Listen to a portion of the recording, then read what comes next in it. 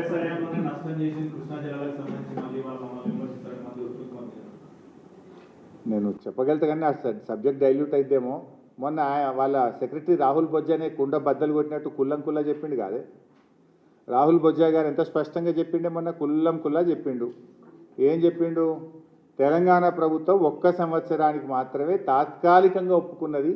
మేము 2015 నుంచి 50-50 ఇవ్వాలని కోరుతున్నాం. ఇప్పుడు కూడా మేము ఈ 1 సంవత్సరానికే ఒప్పుకుంటున్నాం అని స్పష్టంగా వాళ్ళ సెక్రటరీ రాహుల్ బొజ్జానే చెప్పిండు కదా. ఇంకా ఇక ఉత్తమ్ కుమార్ రెడ్డి మాట్లాడితే ఇక దాన్ని ఏమంటామంటే ఆయన్నే ఆత్మ పరిశీలన చేసుకోవాలి. నిజంగా చెప్పాలంటే సాగునీటి శాఖ మంత్రిగా ఉత్తమ్ కుమార్ రెడ్డి ఫెయిల్ అయిపోయాడు.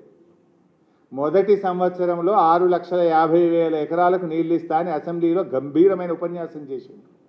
6,50,000 కాదు 65,000 ఎకరాల కన్నా ఇచ్చిండేమో. ఇస్తే ఎక్కడ ఇచ్చిండో చెప్పండి. పిల్లి శాపాలకు ఉట్లు దిగాయి. ఉత్తమ్ కుమార్ రెడ్డి గారు నిజాయితీగా కాన్సన్ట్రేట్ చేసి మీరు ఈ పొరుగు రాష్ట్రాలు చేస్తున్నటువంటి కుట్రలను తిప్పికొట్టండి, రాష్ట్ర ప్రయోజనాలు కాపాడండి. ఇంకా పాలమూరు రంగారెడ్డి ప్రాజెక్టు జర్రంతా 3 నెలలు పనిచేస్తే మొన్న గన్ని నీళ్లు సముద్రంలో కలిసినాయి. ఎన్ని నింపుకుందాం ఇవాళ? మహబూబ్ నగర్ జిల్లాకు ఎంత లాభం అవుతుండే? జర్రంతో జానడంత మురుడంత కాలు ఉండే. 3 నెలలు పనిచేస్తే ఇవాళ 3 రిజర్వాయర్లు నింపుకుంటే పాలమూరు జిల్లా ఎంత మేలు జరుగుతుండే. గా పని కూడా చేయకపోతుంది.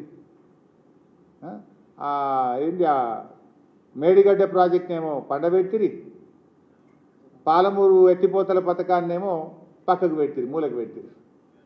పని చేయండి. ఇవన్నీ రాజకీయాలు ఉంటాయి, రాజకీయాలు మాట్లాడుకుందాం, కానీ రాష్ట్ర ప్రయోజనాలు కాపాడండి. ఊకే విమర్శలు మాని రాష్ట్ర ప్రయోజనాలు కాపాడే ప్రయత్నం చేయాలని చెప్పి మేము కోరుతా ఉన్నాం.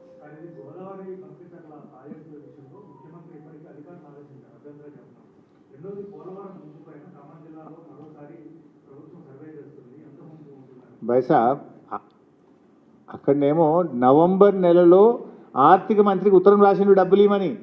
నీ ఉత్తరం పోయిందా ఇప్పటిదాకా? కాపీ చూపి నాకు. తెలంగాణ రాష్ట్ర ప్రభుత్వం ఈ రోజుకు ఢిల్లీకి ఉత్తరం రాస్తే కాపీ బయట ఎందుకు పెట్టలేదు చూపించండి. రాసిండ్రా మీరు? పోయిన సంవత్సరం నవంబర్లో బంకచెర్ల ప్రాజెక్టుకు నిధులు ఇవ్వమని నిర్మలా సీతారామన్కు ఆంధ్రప్రదేశ్ ముఖ్యమంత్రి ఉత్తరం రాస్తుండు. ప్రాజెక్టు రూపకల్పన అయిపోయి నిధులకు కూడా వాళ్ళు 2 ఉత్తరాలు రాస్తే నువ్వు కనీసం అపోజ్ చేయడానికి 1 ఉత్తరం రాయడానికి నీకు టైం దొరకలేదా నీకు? You're so busy with that. అంత బిజీ ఉన్నారా మీరు?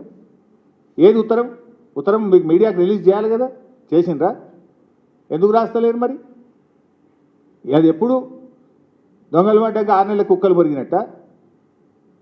ఒదుకు కేంద్ర ప్రభుత్వం నిధులు ఇచ్చే పని చేస్తూ ఉంటే, ఏడీబీతో టైప్ చేస్తూ ఉంటే మీరు ఏం చేస్తున్నట్టు? Thank you. దావోస్ గివోస్ ఇంకా చాలా ఉన్నాయి, కానీ ఇప్పుడు ఇవాళ నా ఇష్యూ డైల్యూట్ అవుతుందని మాట్లాడతలేను. నేను ఏం చెప్పాలన్నా చెప్తే శాంతాడంతున్నది. దరఖాస్తుల గురించి చెప్పమంటే అది కూడా చెప్తా, కానీ మరి మళ్ళీ డైవర్ట్ అవుతుంది. ఇది అసలు సబ్జెక్ట్ పోద్దన్న భయం అవుతుంది.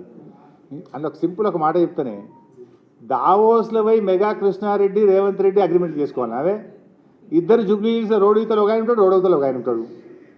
ఈయనింటికి ఆయనైనా పోవచ్చు, ఆయనింటికి నిన్న పోయి ఈయన్ని అగ్రిమెంట్ చేసుకోవచ్చు. ఇద్దరు దావోస్కి పోయి ఆ పెట్రోల్ దండు కాదే, ఆడపోయి దావోస్లో అగ్రిమెంట్లు చేసుకుంటారు. ఇద్దరు ఉండేది ఎక్కడ? వీళ్ళిద్దరు జూబ్లీహిల్స్లో రోడ్ అవతల ఒక ఆయన, రోడ్ ఇవతల ఒక ఆయన. ఇక చాలా కథ ఉన్నది, కానీ దాని సంగతి తర్వాత చెప్తా.